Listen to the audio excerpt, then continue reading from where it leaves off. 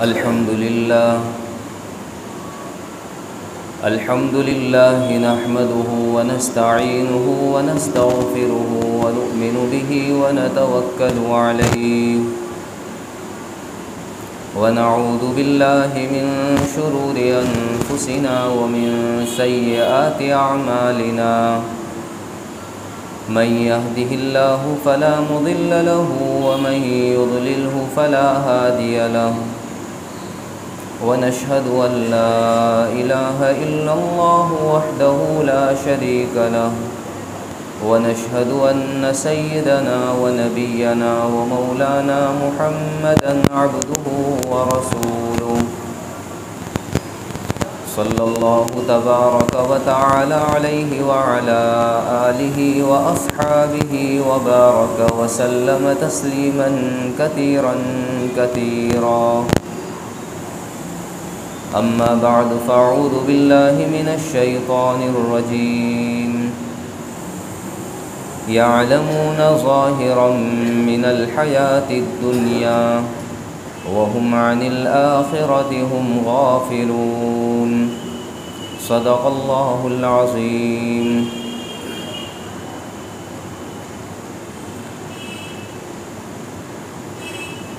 محترم بزرگوں اور عزیز ساتھیوں،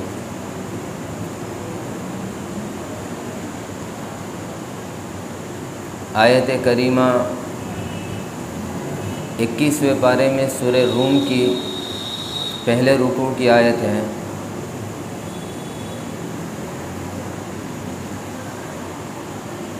ہجرت سے پہلے آقا دو عالم صلی اللہ علیہ وسلم مکہ مکرمہ میں تشریف فرما تھے۔ مشرکین مکہ ہر اعتبار سے آپ کا مقابلہ کرتے تھے، بات ماننے کو دلیل مانگا کرتے تھے۔ تو ہجرت سے چند سال پہلے یہ واقعہ پیش آیا کہ ملک فارس نے روم کے اوپر چڑھائی کی، جس کو روم ایمپائر کہا جاتا ہے۔ وہ اس زمانے میں چھوٹی سی حکومت تھی، فارس کے مقابلے میں چھوٹی تھی اور فارس کے مقابلے میں نئی بھی تھی، اس لیے کہ تاریخ کے اندر فارس کا کئی ہزار سال پہلے یا کئی سو سال پہلے سے ان کی حکومتیں قائم تھیں۔ تو فارس نے روم کے اوپر حملہ کیا اور اس کے اوپر غلبہ کر لیا، جیت حاصل کر لی۔ قرآن کریم نے مستقل اس کو اپنی جگہ ایک جگہ عطا فرمائی اور تا قیامت جو ہے اس کی تلاوت کی جانے لگی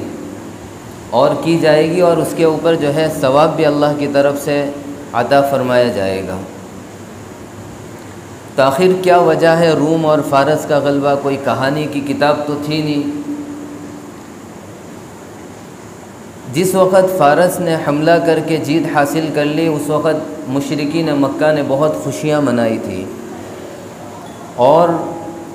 بالکل مسلمانوں کو گھروں سے نکلنا مشکل کر دیا تھا۔ وجہ اس کی یہ تھی کہ فارس یہ مجوسی یعنی آگ پرستی، آگ کی پوجا کرنے والے ہیں۔ اس کے مقابلے میں اہل روم اہل کتاب تھے، حضرت عیسیٰ علیہ السلام کے ماننے والے تھے، انجیل کی تلاوت کرنے والے تھے اور اپنے آپ کو اہل کتاب کے اندر شمار کرایا کرتے تھے۔ تو اس اعتبار سے جس طرح وہاں پر وہ بددین، دین سے پھرے ہوئے اہل روم کی نگاہوں کے اندر فارس بددین تھے اور یہ اپنے آپ کو اہل کتاب کہتے تھے، بعینہ مکہ مکرمہ کے اندر مسلمان اہل قرآن اور مشرکین مکہ بددین۔ تو اس سے انہوں نے یہ فال نکالا اور یہ بات ظاہر کی کہ جس طرح وہاں پر فارس نے حملہ کر کے روم کو اپنے قبضے میں لے لیا، اسی طرح بس بہت جلد ایسا ہوگا کہ جو ہے مسلمان مغلوب ہو جائیں گے اور جو ہے مشرکین مکہ جیت جائیں گے، ان کا غلبہ ہو جائے گا، اور چند دن کی یہ نئی جو تحریک چلی ہے، دین نکلا ہوا ہے، وہ بہت جلد مٹ جائے گا۔ بس یہ بات تھی، اس بات کو لے کر خوشیاں منا رہے تھے۔ جیسے کہیں کی بات ہوتی ہے، کہیں خوشیاں منائی جاتی ہے، تو اسی طرح یہاں بھی یہی حال تھا۔ یہاں پر آقا دو عالم صلی اللہ علیہ وسلم پر وحی نازل ہوئی اور فرمایا کہ روم کو بہت جلد غلبہ ہوگا، اور غلبہ بھی ہوگا وہ بھی 9 سال کے اندر اندر، فی بضع سنین۔ یہ ایسی بات تھی کہ جو بالکل ناممکنات میں سے، کہ اتنی بڑی حکومت، اتنے سال پرانی حکومت، اتنی مستحکم، اتنی مضبوط، اتنی خزانے والے اور اتنی زبردست جو ہے آرمی والی، یہ ہار جائے اتنی چھوٹی حکومت کے ذریعے۔ بات جو ہے ماننے میں نہیں آنے والی تھی، اور وہ بھی اتنے دور، کئی ہزاروں میل دور ایک آدمی اس بات کی جو پیشن گوئی کر رہا ہے کہ چند دن کے اندر جو ہے ان کو غلبہ ہو جائے گا۔ سب چیز جو ہے حالات کے اعتبار سے مخالف تھی، لیکن نبوت کے لیے معجزہ دلیل نبوت ہوا کرتی ہے۔ نبوت کو ثابت کرنے کے لیے معجزہ یہ دلیل نبوت ہوتی ہے، یہ خاص طور پر عوام کے لیے، اور عوام میں بھی مشرکین مکہ تو بالکل عوام تھے ہی، اس لیے کہ خود اللہ تعالیٰ فرماتے ہیں کہ وعد اللہ لا یخلف اللہ وعدہ ولکن اکثر الناس لا یعلمون۔ اکثر لوگ اس کو نہیں جانتے ہیں، لیکن وعدہ اللہ کا ہے، اور اللہ اپنے وعدے سے کبھی مکرتے نہیں ہیں، اور وعدہ خلافی بھی نہیں کرتے ہیں۔ تو یہ دلیل نبوت تھی۔ اب جب دلیل آ گئی کسی بات کے اوپر، تو پھر اس بات کو مان لینا ضروری تھا۔ چند سالوں کے بعد یہی حالت پیش آئی جو قرآن کریم نے پیشن گوئی تھی۔ آقا دو عالم صلی اللہ علیہ وسلم نے وحی کے ذریعے اس کو تلاوت فرمایا تھا کہ روم کو غلبہ ہو جائے گا، اور چند سالوں کے اندر جو ہے اس کی حکومت قائم ہو جائے گی، اور یہ اللہ کا وعدہ تھا۔ اللہ کا وعدہ مکمل ہو گیا، پورا ہو گیا۔ تو وعدہ پورا ہو گیا، نبوت کی دلیل مکمل ہو گئی، لیکن اس کے باوجود بھی مشرکین مکہ میں سے اکثر لوگ ایمان نہیں لائے۔ یہ اکثر لوگ اسی لیے کہا جاتا ہے، اور عوام کا اسی لیے لفظ استعمال کیا جاتا ہے کہ جو اہل فہم، اہل بصیرت، ذو شعر یعنی عقل مند لوگ، اور جس کے اندر اللہ نے احساسات دیے ہیں، وہ تو فوراً بات آپ کی مان گئے تھے۔ حضرت ابوبکر صدیق رضی اللہ تعالیٰ عنہ فوراً مان گئے تھے، حضرت علی کرم اللہ وجہہ فوراً بات مان گئے تھے۔ حضرت عبداللہ ابن سلام رضی اللہ تعالیٰ عنہ فرماتے کہ فلما تبینت وجہ، جب آقا دو عالم صلی اللہ علیہ وسلم کا چہرہ دیکھا تو عرفت، میں نے فوراً پہچان لیا کہ لیس بکذاب، یہ چہرہ کسی جھوٹے کا ہو ہی نہیں سکتا ہے،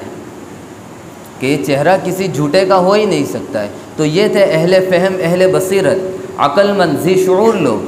کہ جن کو اللہ تعالیٰ نے عقل سلیم اور شعور عطا فرمایا تھا، تو وہ تو بغیر دلیل اور بغیر جو ہے معجزے کے مان گئے تھے۔ لیکن جو لوگ دلیل کے بعد بھی نہیں مانے، تو اس کی وجہ بیان کی اللہ تعالیٰ نے، اس کے 2 سبب بیان فرمائے۔ یعلمون ظاہرا من الحیات الدنیا، پہلا سبب یہ کہ وہ دنیا کی طرف پورے متوجہ تھے، اور دوسری بات یہ تھی کہ وہم عن الآخرۃ ہم غافلون، کہ یہ جو آخرت سے بالکل ناواقف اور غافل اپنے آپ کو بنا بھی رہے تھے۔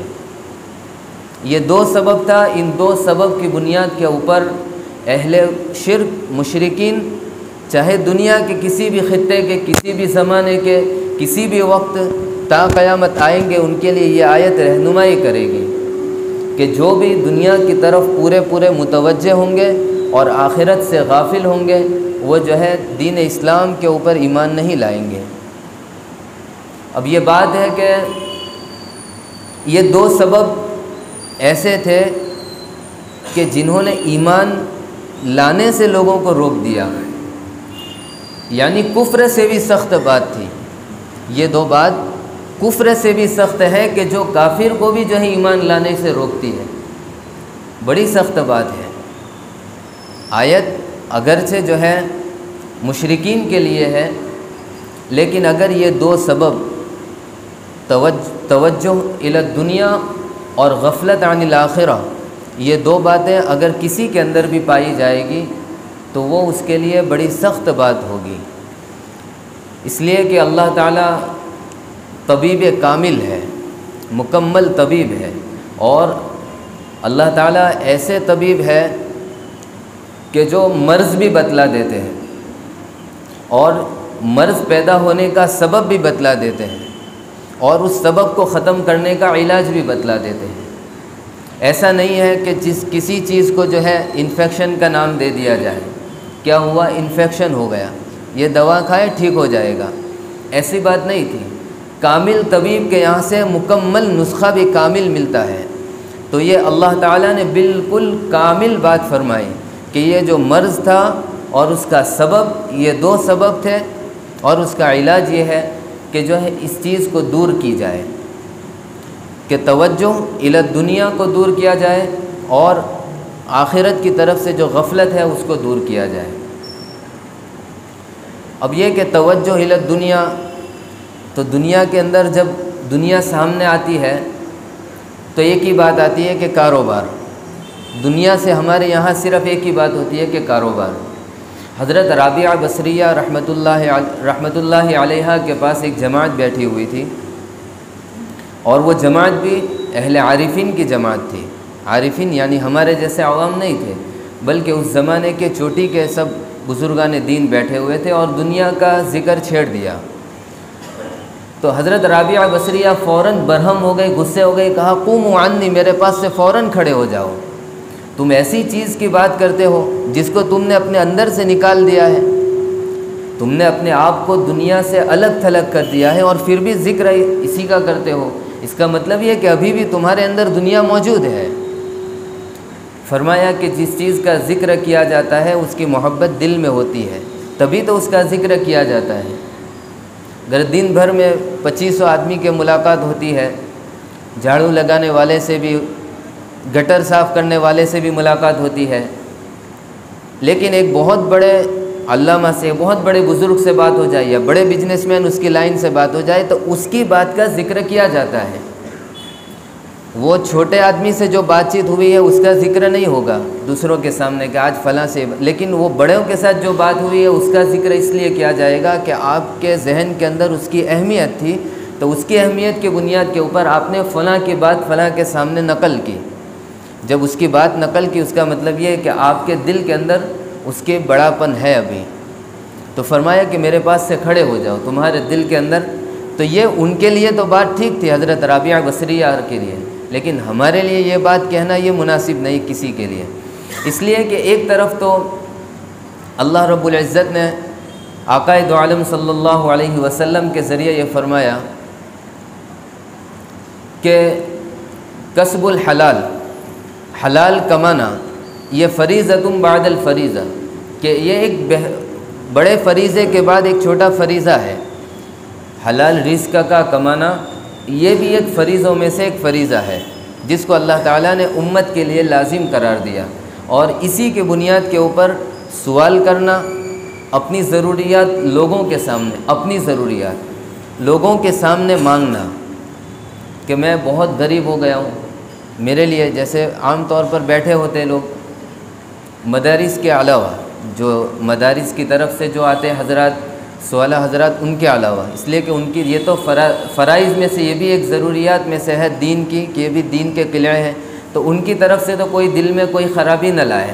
کہ بھائی فلاں یہ بھی بیٹھے ہوئے تو یہ بھی اسی قسم میں، نہیں، یہ اس قسم میں نہیں ہے، لیکن جو دنیاوی ضروریات لوگوں سے مانگتے ہیں تو اس کو مانگنے کو حرام فرمایا اور کمانے کو حلال فرمایا اور ایک فریضوں میں سے فرمایا۔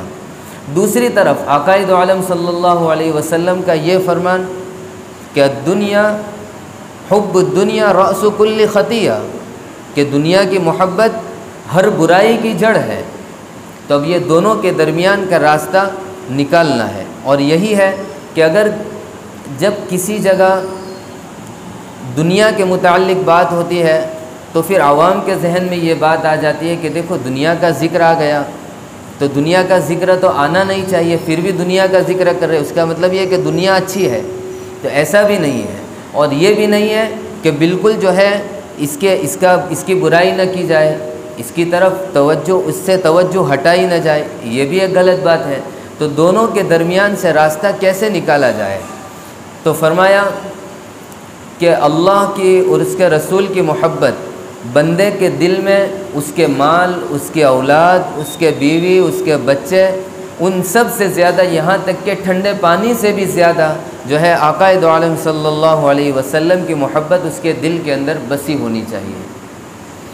اس لیے کہ دنیا حاصل کرنا، یہ دو باتیں الگ ہو گئی، حب الدنیا اور کسب الدنیا، یعنی دنیا کمانا اور دنیا کی محبت، ان دونوں کے درمیان کا فرق ہی کا ظاہر کرنا ہے۔ اس لیے کہ ان دونوں کے درمیان کا فرق نہیں ہوگا تو پتہ کیسے چلے گا کہ یہ دنیا کی محبت ہے اور یہ جو ہے اس کی برائی کی جڑ ہے؟ اسی کو ہمیں اصل صاف طور پر جو ہے سمجھنا ہے۔ تو اللہ تعالیٰ، رسول پاک صلی اللہ علیہ وسلم کی محبت دلوں کے اندر ہونی چاہیے، اور کتنی ہونی چاہیے؟ اپنے مال، اپنے بیوی بچے اور اپنی تجارت سے بھی زیادہ ہونی چاہیے۔ قل ان کان آباؤکم وابناؤکم واخوانکم وازواجکم وعشیرتکم واموال اقترفتموها وتجارۃ تخشون کسادها، تجارت جو گھاٹے میں، اس کے گھاٹے میں جانے سے آپ کو تکلیف ہوتی ہے، ایسی تجارت کی محبت بھی نہ ہو۔ ومساکن ترضونها، وہ اچھے بنگلے، اچھے رہائش کی جگہ، اس کی محبت سے بھی زیادہ۔ احب الیکم من اللہ ورسولہ وجہاد فی سبیلہ، تو اللہ کی محبت اور اس کے راستے کے اندر جو ہے خوب مشقت برداشت کرنا، یہ دو باتیں جو ہے زندگی کے اندر پیدا کرنی ہے۔ اور عام طور پر امتی کے دل کے اندر محبت ہوتی ہی ہے، لیکن صرف اس کو اجاگر کرنے کی بات ہے۔ اور یہ جب کسی چیز کے ساتھ جب مقابلہ ہوتا ہے، اس وقت یہ مقابلے والی بات نکل کر آنی چاہیے۔ حضرت تھانوی رحمۃ اللہ علیہ ایک قصہ نقل فرماتے ہیں کہ ہمارے استاد مولانا مظفر حسین صاحب رحمۃ اللہ علیہ کے پاس ایک آدمی کا آنا جانا تھا، رئیس آدمی تھے، ان کا آنا جانا تھا۔ تو کبھی سیرت کا ذکر چھڑا تو انہوں نے اپنے دل کی بات ظاہر کی کہ حضرت مجھے آقا دو عالم صلی اللہ علیہ وسلم سے محبت نہیں ہے، آپ ایسا کچھ فرمائیے کہ جس سے میرے دل کے اندر محبت بڑھ جائے۔ تو حضرت نے فرمایا کہ آپ کا اٹھنا بیٹھنا علماء کے پاس ہے، علماء کی صحبت آپ کو مل رہی ہے، اور آپ دیندار بھی ہے، آپ کا ملنا جلنا ہمارے ساتھ ہے، ہم آپ کی زندگی کو دیکھتے ہیں، آپ کے دل کے اندر محبت ہے؟ کہا نہیں ہے میرے دل کے اندر۔ کہا اچھا۔ حضرت نے ان کو باتوں میں لگایا اور پھر فرمایا کہ چلو آپ کے فرمائش کے مطابق میں سیرت کا کچھ پہلو آپ کے سامنے بیان کرتا ہوں۔ جب بیان ہونے لگی تو اور بھی چند حضرات وہاں پر حاضرین جڑ گئے، بہت ہی گفتگو بہت دلچسپ ہونے لگی، بہت ہی بہترین انداز سے اخلاص سے بات ہو رہی تھی، اور آقا دو عالم صلی اللہ علیہ وسلم کا ذکر شریف چھڑ رہا تھا۔ تو یہ بھی ایک بات ہے کہ ذکر شریف کے لیے، آقا دو عالم صلی اللہ علیہ وسلم کے ذکر مبارک کے لیے کوئی مہینہ، کوئی وقت یا کوئی گھڑی ضروری نہیں ہے کہ اسی گھڑی کے اندر جو ہے آقا دو عالم صلی اللہ علیہ وسلم کا ذکر کیا جائے، اور اگر اس گھڑی کے اندر ذکر نہ کیا جائے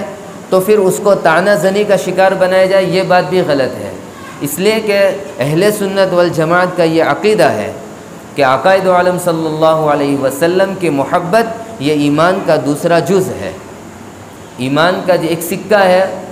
جتنا اللہ کے اوپر ایمان ہے اتنا ہی آقا دو عالم صلی اللہ علیہ وسلم کی محبت بھی ہمارے دلوں کے اندر یہ سکے کی دوسری طرف ہے۔ تو جب ذکر چھڑنے لگا، بیچ میں بالکل عین جب بہت شباب کے اوپر بات چل رہی تھی، تو اسی میں حضرت مولانا مظفر حسین صاحب رحمۃ اللہ علیہ نے وہ رئیس کے والد کا ذکر چھیڑ دیا کہ ان کے جو والد تھے وہ بہت سخی آدمی تھے، اور انہوں نے فلاں جب قحط سالی ہوئی تھی تو اس وقت اتنا جو ہے انہوں نے لوگوں کے اندر تقسیم کیا تھا، ان کی کوٹھی اتنی شاندار تھی اور ان کے پاس ایسے عجیب عجیب گھوڑے تھے۔ اب بات ایک دم سے موضوع بدل گیا، وہ جو رئیس صاحب تھے جنہوں نے اس کی فرمائش کی تھی ایک دم غصے میں ہو کر کھڑے ہو گئے، یہ کیا بے وقوفی، یہ کیا بدتمیزی کہ آقا دو عالم صلی اللہ علیہ وسلم کا ذکر مبارک چھڑ رہا ہے اور اس میں آپ نے میرے والد جیسے کوئی حیثیت نہیں رکھنے والے کہ آپ نے بات چھیڑ دی۔ تو حضرت نے فرمایا بس میں آپ کو یہی کہہ رہا تھا کہ آپ کے دل کے اندر آقا دو عالم صلی اللہ علیہ وسلم کی محبت ہے، اور یہ بات ثابت ہو گئی تو پھر انہوں نے بھی بات مان لی۔ تو یہ جب موقع ہوا، یہ موقع تھا کہ جب بات بالکل موضوع پلٹا تو اس وقت دل کے اندر آقا کی محبت جوش مار جاتی ہے۔ بس یہی عین محبت کا تقاضا یہی ہے کہ یہی محبت ہونی چاہیے ہمارے دلوں کے اندر، کہ جب تقابل آئے، ایک طرف دنیا پوری اپنی تہذیب کی طرف بلا رہی ہے، ہر چیز اپنی طرف بلا رہی ہے، اور اس وقت آقا دو عالم صلی اللہ علیہ وسلم کی تہذیب، آپ کا طور و طریق ہمیں وہاں سے ہٹا رہا ہے، تو پھر اس وقت دیکھنا ہے کہ اس وقت ہمیں کیا چیز اختیار کرنی ہے۔ بڑی تذبذب کی بات اس وقت ہو جاتی ہے کہ محبت اب کس سے ہے؟ دنیا سے محبت ہے، جھوٹ منع فرمایا، سود منع فرمایا، اب یہ کہ بہت ضروری چیز ہے، گھر کے اندر فریج لینا ہے، بڑی گاڑی لینی ہے، قرض لینا ضروری ہے، تو سود دینا بھی ضروری ہو گیا۔ اب یہاں پر فرمایا کہ قناعت اختیار کرو۔ قناعت کا پہلو آپ کو دیا گیا کہ اپنی زندگی کی ضروریات کا دائرے کو محدود کرو، جیسی جس کو اپنے سادی زبان میں کہتے ہیں کہ جتنے پیر ہوتے ہیں اتنی چادر پھیلاؤ، یہ بالکل اپنی سادی زبان کی بات ہے۔ اور تھوڑے اور الفاظ کے اندر جس کو کہا جائے کہ قناعت اختیار کرو اور اپنی ضروریات کے دائرے کو محدود کرو، جہاں ضروریت نہیں ہے، اگر ضرورت ہے تو اگر کم میں ضرورت ہو جاتی ہے۔ حضرت ابوبکر صدیق رضی اللہ تعالی عنہ جب آپ کو خلافت کے امور سونپے گئے تو چند دنوں کے بعد جب دیکھا حضرت عمر رضی اللہ تعالی عنہ نے کہ چادر کا جو ہے، چادروں کا ایک گٹھڑی جو ہے سر کے اوپر لاد کر یا کندھوں کے اوپر لاد کر بازار کی طرف تشریف لے جائے، راستے میں روکا حضرت عمر نے، کہاں جا رہے ابو بکر؟ کہا یہ میرے گھر والے بھی میرے ذمے کے اندر ہے، تو ان کے لیے میرے لیے حلال کمائی کرنا بھی ضروری ہے، ان کو کیا کھلاؤں گا پلاؤں گا۔ حالانکہ یہی ابو بکر ہے کہ جب آواز لگتی تھی تو گھر کا پورا سامان نکال کر دے دیتے تھے، لیکن جب گھر کی ضروریت کا مسئلہ آیا تو گٹھڑی اٹھا کر بازار کی طرف جا رہے ہیں۔ کہا کہ آپ کا معاملہ زیر غور ہوگا، غور و فکر کیا جائے گا آپ کے معاملے کے اندر، اس لیے کہ آپ تو اب جو ہے پبلک پراپرٹی نہیں رہے، آپ تو اب جب ہے اللہ کے بندے بن گئے، یعنی آپ جو ہے بیت المال کے لیے وقف ہو گئے، آپ کو اب اپنی ضروریات کا خیال نہیں رہنا چاہیے۔ تو کہا میری گھر کی ضروریات، صاف شفاف آدمی تھے، بہت مخلصان آدمی تھے، سب کچھ بالکل کھلی بات تھی، کھلی کتاب تھی، جس کو جہاں سے چاہے پڑھنا چاہے پڑھ لے، کوئی ڈھکی چھپی بات نہیں تھی۔ تو پھر ان کا معاملہ زیر غور آیا، کہا کہ اتنا روپیہ اتنے درہم ان کے گھر کی ضروریت کے لیے نکال دیا جائے۔ ہر ماہانہ پہنچنے لگا، گھر والی نے کہا کہ کچھ میٹھا کھانے کا جی چاہتا ہے، کہا پیسے تو بچتے نہیں ہیں، کہا کہ آپ مجھے اجازت دے دیجئے تو میں ضروریات میں سے تھوڑی سی اور بچا کے رکھوں گی، جب مکمل ہو جائے گا نصاب تو میں اس کا خرید لوں گا۔ بات طے ہوئی، تھوڑے دن کے بعد میٹھا بن گیا، پوچھا کتنے روپے زائد بچے؟ کہا اتنے درہم بچے۔ کہا فوراً گئے بیت المال کے اندر اور لکھوایا کہ میرے جو ضروریات کا نفقہ دیا جاتا ہے اس کے اندر سے اتنے روپے کم کر دیے جائے۔ حضرت عمر رضی اللہ تعالیٰ عنہ نے عرض کیا کہ ابو بکر آپ کیا کر رہے ہیں؟ یہ تو بہت ہی کم سے کم تھی، اس میں بھی آپ کم کرا رہے۔ کہا میں نے غور و فکر کیا کہ میٹھے کے لیے ابھی بھی اس میں گنجائش تھی، اور میٹھا میری ضروریت سے خارج ہے، میری ضروریت میں میٹھی بات نہیں آتی ہے، میٹھا کھانا، تو جو ہے اس کو بھی کم کر دیا جائے۔ تو یہ اتنی بے رغبتی بھی ہمیں نہیں کرنی ہے کہ مسجد کے اندر بیٹھ جائیں، لیکن فرمایا آقا دو عالم صلی اللہ علیہ وسلم نے کہ کسب الحلال فریضۃ بعد الفریضہ، کہ حلال کمانا یہ بھی ایک بڑا فریضہ ہے، اور حب الدنیا رأس کل خطیہ، کہ دنیا کی محبت ہر برائی کی جڑ ہے۔ تو اس کے لیے ضروری ہے کہ احب الیکم من اللہ ورسولہ، اللہ کے راستے میں جتنی مشقت برداشت کر سکے اتنی کرنی ہے، لیکن ہم اپنی زندگی کے اندر تھوڑا سا غور و فکر کریں چند لمحوں کے لیے کہ ہم تک جو دین چلا آیا اس کے لیے اب ہم اپنی آگے والی نسلوں کو تک پہنچانے کے لیے ہم کیا محنت کر رہے ہیں۔ ہماری جو پہلے والی پشتوں نے ہمارے لیے کتنی محنتیں کی، بڑی مسجدیں بنا کر گئے، اور جتنی ضروریات کی چیزیں تھیں وہ ہمارے لیے صاحب وہ تو صحابہ کرام تک تو بعد میں جانے کو میں عرض کروں گا، لیکن اپنے پہلے پشتوں کی طرف ہی تو دیکھ لیں کہ انہوں نے کتنی محنتیں ہمارے لیے اور اس دین کے لیے برداشت کی۔ آئندہ جو نسل ہے ان کے ہاتھ میں جب ہم اسلام کا جھنڈا تھمائیں گے تو ان کو کیا تعلیم دیں گے، کیا تعلیم دیں گے؟ ہمارا ایک بہت تھوڑا سا طبقہ مدارس سے جڑا ہوا ہے، بہت تھوڑا سا طبقہ تبلیغ دین سے جڑا ہوا ہے، بہت تھوڑا سا طبقہ، اس میں سے بھی بہت تھوڑا سا طبقہ جو خانقاہ سے جڑا ہوا ہے، اور ہر ایک اپنے آپ کو الگ الگ سمجھتا ہے۔ مدرسہ والے سمجھتے ہیں کہ یہ دونوں حلقے ہم سے الگ ہے، تبلیغ والے سمجھتے ہیں کہ یہ دونوں حلقے ہم سے الگ ہے، خانقاہ والے سمجھتے ہیں کہ ہم تو دنیا سے کٹے ہیں۔ لیکن حقیقت میں یہ جو ہمیں نصاب دے کر گئے ہیں، ان حضرات نے ان تینوں چیزوں کو ساتھ میں لے کر چلے تھے، اور ان تینوں کے اندر اپنی محنتیں یکساں طور پر تقسیم کی تھی، جس کے نتیجے کے اندر جو ہے یہ دین ہم تک پہنچا ہے۔ اتنی عالیشان اور شاندار ماحول کے اندر جو ہے ہم شاندار عمارت کے اندر بیٹھ کر کہتے ہیں کہ فلاں سال کے اندر جو ہے ہمارے بڑوں نے یہ مسجد بنائی تھی، تو پھر اس کے بعد کی ترقی کے اندر ہم کیا چھوڑ کر جائیں گے کہ ہم نے یہ کام کیا؟ تو ضرورت یہ ہے کہ ہم ان تینوں حلقوں سے اپنے آپ کو جوڑیں، ان تینوں حلقوں سے اپنے آپ کو جوڑیں، کسی سے اپنے آپ کو مستغنی نہ سمجھے، یہ نہ سمجھے کہ بھائی مجھے اس کی کیا ضرورت، میں تو ہوں ہی دیندار، مجھے اس کی کیا ضرورت، میں تو جاتا ہی ہوں، میں تو یہ کام کرتا ہی ہوں، اب مجھے کیا ضرورت؟ نہیں، ہر آدمی کو ہر چیز کی ضرورت۔ یہ نصاب جو ہے ہمارے علماء نے اسی لیے بنایا ہے کہ اس نصاب کے اندر رہ کر یہ جو ہے اللہ کی محبت، اس کے رسول کی محبت، ایمان کی عظمت اور شرائع دینی احکامات کی جو ہے قدردانی، یہ انہی چیزوں کے اندر، انہی ماحول کے اندر رہ کر اور اہل اللہ کے ساتھ رہ کر انہی چیزوں کی جو ہے ہمارے دلوں کے اندر عظمت پیدا ہوگی۔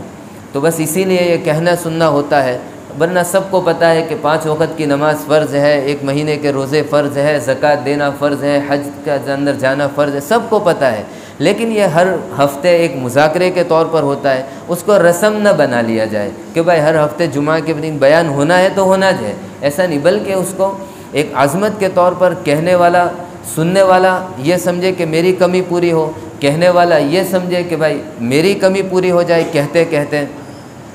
تو یہ دونوں طرف کی کمیت، اپنے اندر کا یہ احساس،